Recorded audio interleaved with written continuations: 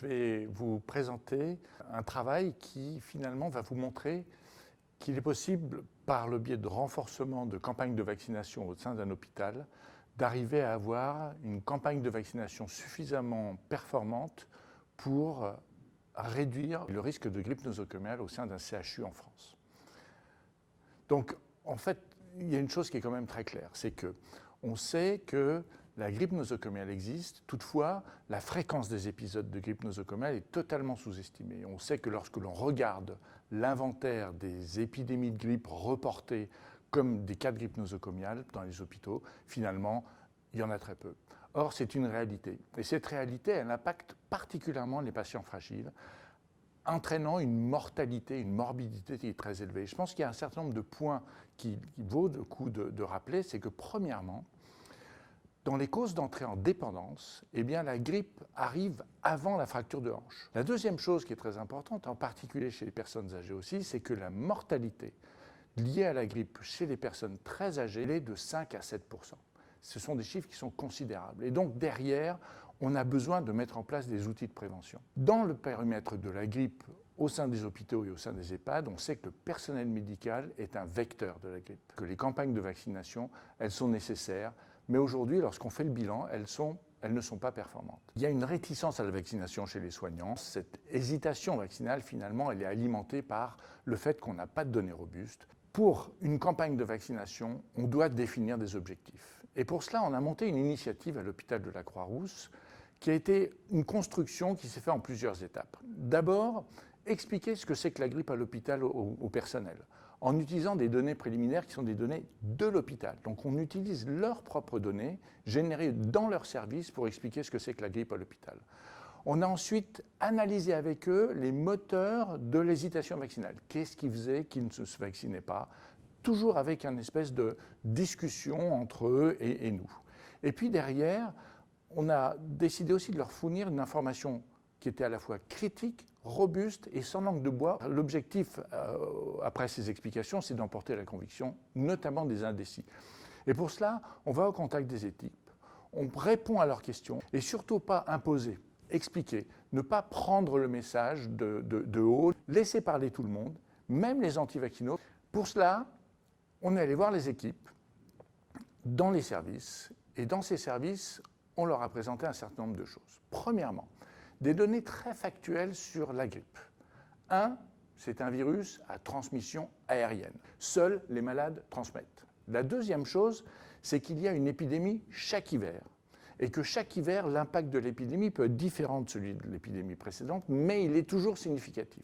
Dans ce contexte-là, on utilise comme stratégie de prévention des vaccins qui ont une efficacité, qu'elle oscille quelque part entre 60 et 25 %. La première chose qu'on a fait, tout simplement, c'est d'utiliser un bilan qui a été fait par le service d'hygiène où on a regardé où est-ce qu'il y avait de la grippe nosocomiale et où est-ce qu'il n'y en avait pas. Lorsqu'on fait une corrélation entre le taux de vaccinés des soignants et le nombre de cas de grippe nosocomiale, on se rend compte que plus on a de vaccinés, moins on a de grippe nosocomiale. Et il semble qu'il y a un seuil aux alentours de 35 %, c'est l'essai qui a été fait et l'observation qui a pu être faite par l'équipe de Philippe Van Hems. Donc, lorsque vous avez 35 % de vaccinés, vous avez moins de grippe nosocomiale que lorsque vous avez moins de 35 % de vaccinés. Ça, c'est la première chose. La deuxième chose, c'est qu'on sait que dans la littérature, il y a beaucoup de choses qui ont été écrites autour de la prévention. Et au bout du compte, ces données, elles ne sont pas toujours très claires. Il y a un joli travail qui a été fait qui semble montrer, par exemple, que plus on est vacciné, moins il y a de grippe nosocomiale. Alors, lorsqu'on le regarde, cette figure d'un petit peu plus près, on se rend bien compte qu'effectivement, ça semble être vrai. C'est-à-dire que lorsqu'on part d'un taux de vaccinés très bas et qu'on monte relativement haut, on voit progressivement le nombre de cas de grippe nosocomiale baisser. Mais, malgré tout, lorsque l'on regarde un taux de vaccinés relativement élevé déjà et qu'on monte encore ce taux de vaccination, il ne semble pas qu'il y ait d'impact sur le risque de grippe nosocomiale. Ce risque, il existe toujours. Il y aura toujours des cas. Mais il y a comme s'il existait un plafond de verre qui fait qu'au-delà d'un certain taux de vaccination, finalement, il n'y a pas de valeur ajoutée. Le dernier point qui était très utile, là encore pour se recentrer sur ce que les services cliniques ont comme expérience, c'est un travail qui a été fait dans un service de gériatrie où on a essayé de regarder si on pouvait corréler les contacts entre individus et le risque de grippe nosocomiale et le risque de dissémination du virus au sein d'une structure. Et pour cela, on a utilisé des petits badges RFID qui sont des radioémetteurs, qui sont capables de se parler les uns les autres. Et lorsqu'ils sont dans un système, un réseau Wi-Fi, ce réseau Wi-Fi capture les contacts qui existent entre ces émetteurs. Si un individu porte un badge et qu'il passe à côté de quelqu'un d'autre qui porte un badge et qu'ils sont bien face à face et dans un cône d'environ 80 degrés, eh bien à ce moment-là, le système prend ça comme un contact et le répertorie comme un contact qui a été observé entre les deux individus. Et donc, on a fait porter ces badges pendant 15 jours durant l'épidémie de grippe dans un service de soins, aussi bien par les soignants que par les patients. Tout le monde le portait, 24 heures sur 24. Et en même temps, on a fait une surveillance du risque grippe, c'est-à-dire qu'on a prélevé les patients qui présentaient des symptômes grippaux. Eh bien, dans un premier temps, l'analyse des contacts nous a montré que, pour faire très simple, l'essentiel des contacts se font entre personnel soignant au sein des mêmes groupes. Les infirmières parlent beaucoup aux infirmières, les médecins parlent beaucoup aux médecins, et il y a quelques échanges entre les médecins et les infirmières. Mais lorsqu'on met le patient dans le circuit, on se rend compte que les patients ne parlent pas aux autres patients, ils ne se voient pas, ils ne se rencontrent pas. En revanche, les patients voient très fréquemment les infirmières, et ils voient un petit peu aussi les médecins. Et lorsqu'on regarde un réseau d'interactions pris sur une journée pour une infirmière, on voit qu'une infirmière pratiquement une interaction sur la journée avec tous les patients, avec toutes les infirmières, une très grande partie des médecins. Donc, la transmission peut se faire très simplement. Et certaines infirmières ont un nombre de contacts extrêmement élevé. Ce qui fait qu'au bout du compte, on comprend que le risque, à partir du moment où on a du personnel qui est potentiellement vecteur d'un agent infectieux et qui en même temps a des contacts aussi fréquents avec les patients, eh bien, il y a un risque de transmission élevé. Donc pendant cette période, on a collecté sur 15 jours, c'était pendant l'épidémie de grippe, l'ensemble des cas de grippe, et on a fait avec un modèle simple de suivi épidémiologique, et c'est ce que les épidémiologistes et les hygiénistes font assez régulièrement, des risques de transmission. Donc ça vous donne ce tableau un peu compliqué, où on voit que finalement, il y a des sources de virus qui ont été identifiées, il y a des cas qui ont été identifiés, toutes les personnes durant cette période qui présentaient des signes cliniques de grippe étaient prélevées, on faisait un diagnostic microbiologique et on confirmait ou on infirmait le diagnostic de grippe. Et lorsqu'il y avait une flèche qui était identifiée sur les cas de grippe, eh bien, c'était qu'il y avait en même temps, dans le cadre du réseau d'interaction qui avait été collecté, un risque de transmission qui avait été identifié d'un individu infecté vers un individu qui l'a infecté potentiellement. Mais il y a une autre représentation qui est plus intéressante que celle-ci, c'est celle-ci. En fait, ça semble complexe, mais c'est très simple. C'est un cercle où vous avez identifié à l'intérieur du cercle chaque individu au sein de ce service.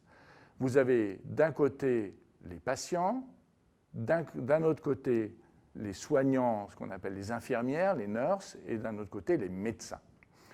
Et ce que l'on voit ici, c'est le réseau. Chaque flèche représente des interactions qui se sont passées entre ces individus. Sur le tour du cercle, vous avez des codes couleurs et des épaisseurs de traits qui représentent la fréquence des contacts et la durée des contacts. La fréquence des contacts, c'est le pavé de couleur qui se trouve dans la partie interne du périmètre, et l'épaisseur du pavé externe correspond à la durée des contacts. Et à l'intérieur, vous avez des flèches colorées avec des points de départ. Et on ne va regarder que le groupe jaune. Ce groupe jaune représente un épisode de transmission nosocomiale documenté à l'intérieur de ce service de soins. Et ce groupe jaune, il vous dit quoi? Il vous dit qu'une infirmière, qui est celle qui est parmi celles qui a le plus grand nombre de contacts et le nombre de contacts à durée le plus élevé, a entraîné une transmission nosocomiale de la grippe à 3 patients. Et cette infirmière était le cas index de cette transmission de grippe nosocomiale. Les autres points rouges qui sont identifiés sont des cas de grippe nosocomiale qui ont été aussi identifiés à l'intérieur du service, mais pour lesquels il y a eu plusieurs entrées de virus de la grippe. Et donc, finalement, cette image, elle vous donne 2 messages. premièrement, le message que les soignants sont impliqués fortement dans la grippe nosocomiale, au moins dans ce modèle et dans cette étude qu'on a réalisée. Ça, c'est le premier point. Et le deuxième point, c'est que lorsque vous avez plusieurs épisodes de grippe nosocomiale au sein d'un service, ça n'est pas forcément le même virus qui se promène chez tous les patients. Il peut y avoir plusieurs phénomènes d'entrée. Et ça se documente grâce à la virologie. Et regardez, je reprends le tableau, mais en le simplifiant. Donc là, on a finalement, sur la base de la surveillance épidémiologique, des données qui vous disent que sur le premier groupe de cas de grippe nosocomiale, le groupe rouge, on a donc un soignant vraisemblablement à la source de contamination de 2 patients. On a un deuxième groupe d'entrée, qui est le groupe vert, où vous avez de nouveau un patient et un soignant. Et vous avez une troisième entrée, qui est le groupe bleu, où vous avez une chaîne de transmission qui semble s'être installée entre plusieurs patients, entre plusieurs soignants et un patient. Donc vous voyez, on a l'impression qu'il y a des épisodes qui se passent en même temps, mais qui sont un peu dissociés. Et ça, c'est confirmé par le biais de la séquence des virus. On a séquencé tous ces virus. Et ensuite, on a fait ce qu'on appelle des arbres phylogénétiques. Ces arbres phylogénétiques, ça permet de définir si les virus qui sont détectés chez des individus sont identiques ou différents. Et ce que l'on a vu, et de nouveau, ce sont les mêmes codes couleurs, c'est que chaque groupe qui avait été identifié correspondait bien à 3 groupes de virus différents. Donc il y avait eu 3 entrées de virus de la grippe dans ce service par 3 individus différents qui ont entraîné 3 épisodes de grippe nosocomiale à dimension réduite, puisque c'était au maximum 4 cas, mais ça s'est répété au cours des 15 jours dans lesquels s'est fait cette surveillance.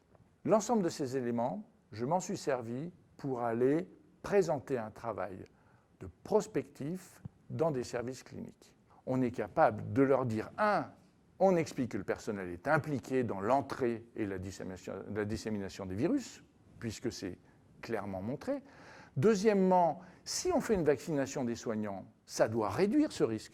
Mais donc, cette vaccination des soignants, c'est un objectif qui est certes un objectif individuel, chaque soignant doit être vacciné, mais c'est aussi un objectif collectif de protection, puisque c'est par le biais de la vaccination de tous les soignants qu'on évitera la grippe nosocomiale au sein d'une structure.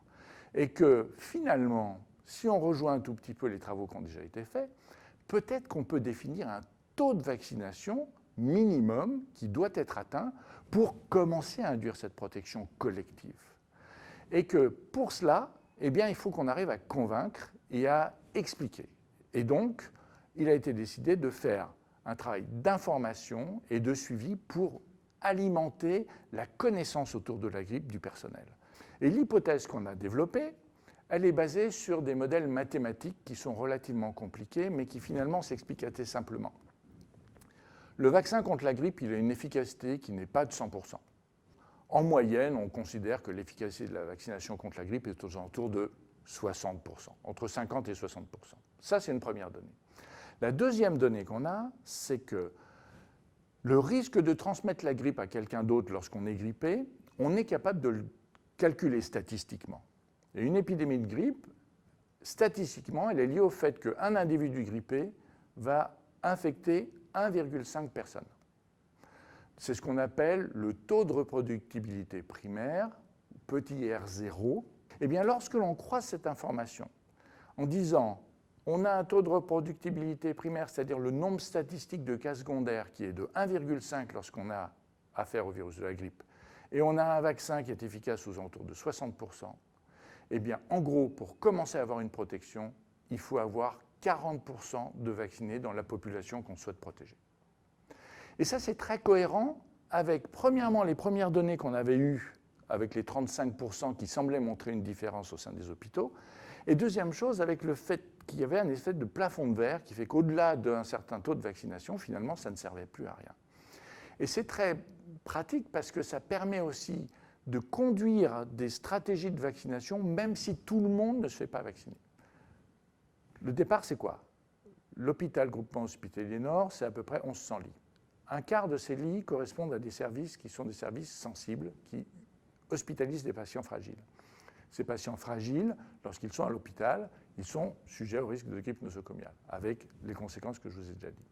Donc, ce que j'ai fait, c'est que je suis allé dans ces services cliniques, je vous ai présenté les données que je leur ai présentées, et derrière, j'ai une discussion très ouverte avec le personnel, en présence des chefs de service, en présence des hygiénistes, en présence de la médecine du travail, et on s'est organisé pour leur donner un accès à la vaccination qui soit le plus simple possible, et en même temps pour les convaincre d'atteindre un taux de vaccination. En parallèle, j'ai répondu à toutes les questions qu'ils voulaient autour de la vaccination contre la grippe, autour de la grippe nosocomiale, autour des conséquences de la vaccination, etc., pour lever un certain nombre de problèmes. J'ai expliqué les autres mesures barrières. Eh bien, l'objectif était de leur dire, moi, ce que je souhaite, c'est que vous ayez un taux de vaccination qui soit le plus élevé possible, au moins à hauteur de 40%, mais ce qu'on va juger, c'est le nombre de cas de grippe nosocomiale. C'est ça le point de validation du travail. Le taux de vaccination dans les services où on allait présenter ce travail a été doublé. Lorsqu'on le regarde un petit peu en détail, on voit que le personnel médical est mieux vacciné que le personnel non médical, mais malgré tout, il y a des services où il y a eu un doublement du taux de vaccination. Donc, globalement, c'est un bon levier. La deuxième chose, c'est qu'on a voulu regarder ce qui s'était passé dans les services où nous n'avons pas fait cette information au cours du même hiver. Et ce que l'on a vu, c'est qu'il y avait une toute petite augmentation du taux de vaccination, aux alentours de 23% au lieu de 20%, mais en tout cas, on n'était pas à pratiquement 40% de l'autre côté. Donc le message a un impact sur la couverture vaccinale. La deuxième chose, c'est qu'il y a une grosse épidémie de grippe qui est survenue, et une fois que cette grosse épidémie de grippe a été observée, on a fait la surveillance des cas de grippe nosocomiaux et on a fait un bilan de fin d'année que je suis allé présenter dans les services aussi. Qu'est-ce qu'on a pu voir? Ce qu'on a vu, premièrement, c'est qu'il y avait un grand nombre de cas de grippe qui avaient été observés à l'hôpital. Certains étaient hospitalisés, d'autres ne l'étaient pas. Et globalement, sur les grippes hospitalisées, la moitié de ces cas de grippe étaient dus à de la grippe nosocomiale. Donc, quand vous avez une grippe à l'hôpital, vous avez une chance sur deux que ce soit de la grippe nosocomiale. Et ce que l'on a pu observer aussi, et ça a été le point de validation finalement du projet, c'est que lorsque vous comparez le risque de grippe nosocomiale dans les services où il y a eu le renforcement de l'information et que vous le faites avec les services où il n'y a pas eu de renforcement de l'information, eh bien très clairement, le risque est statistiquement réduit de façon très significative lorsque vous avez fait le renforcement de l'information et que vous avez élevé la couverture vaccinale. Cette réduction du risque n'a pas entraîné une réduction complète, et en particulier dans des services de gériatrie où il y avait eu cette information, il y a eu beaucoup moins de grippe nosocomiale que dans le service de gériatrie où il n'y avait pas eu cette information. Mais l'autre chose qui est intéressante, même s'il y en a eu beaucoup moins, il y en a eu quand même un petit peu, et lorsqu'on a analysé les cas de grippe nosocomiaux qui ont été observés, ce que l'on a pu voir, c'est qu'en fait, on a eu un certain nombre de cas où il n'y a pas eu de chaîne de transmission qui s'est mise en place. Et c'est ce qu'on peut voir sur l'arbre phylogénétique, où vous avez des flèches qui montrent des cas isolés, où il n'y a pas eu de chaîne de transmission, alors que là, dans d'autres services, où il y a eu toute une série de virus totalement identiques qui ont été identifiés chez des patients, cela signifie qu'il y avait eu une chaîne de transmission qui a été mise en place. Donc certes, même si la protection n'a pas été parfaite, elle a permis de réduire de façon très significative le risque. Donc quand on est retourné voir les services en leur expliquant, qu'ils avaient effectivement partiellement répondu aux critères, en élevant significativement le taux de vaccination. 2, ça a permis de réduire le cas de risque de grippe nosocomiale. Et bien finalement, ça emporte la conviction. Et lorsqu'on a fait la campagne de vaccination l'année dernière, ce dont on s'est rendu compte finalement, c'est qu'aujourd'hui, on avait des taux de vaccination qui étaient encore plus importants que l'année d'avant, et ceci pour toutes les structures qui sont au sein des Hospices civils de Lyon et au sein du groupement hospitalier Nord. Puisque en globalité, quand on prend tous services confondus, sur la base des informations générées par ce travail, nous avons augmenté de 50% le taux de vaccination. Le taux de vaccination est passé en 2 ans de 20% à 30%, un peu plus de 30%. C'est insuffisant, mais en tout cas, ça donne une dynamique très positive. Donc au bout du compte, qu'est-ce qu'on peut dire à partir de tout ça?